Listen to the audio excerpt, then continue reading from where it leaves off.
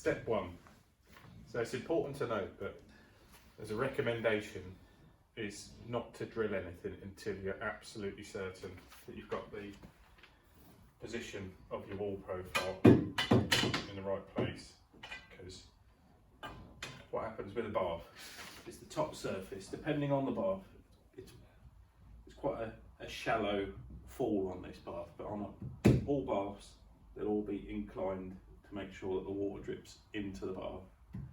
So to get the best seal, the further outboard you can put the glass, the bath screen, then you get the best chance of getting the best seal.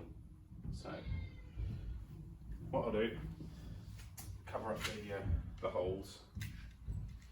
So gonna get this marked out. Step one, I'm not going to drill it into the wall just yet. But then we're going to move on to step 2 and 3. Pre-assemble the glass. You can see that behind me. So then we can offer it into position. Make sure that it's going to sit in the right place before drilling out. So just going to mark it up at this stage. So just leaving about a thumbnail.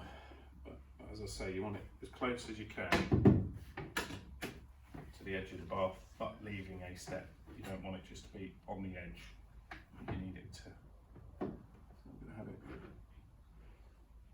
sort of roughly, probably got it about 5-6 mil underneath in text when we got it fixed on what that distance is.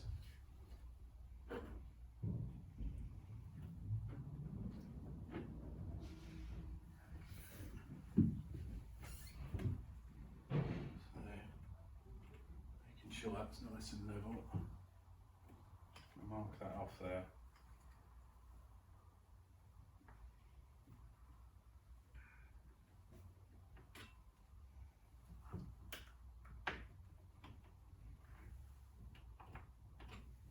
There you go. I'll come back to step 1 once I've satisfied that it's going to be in the right position. So we just stop it there.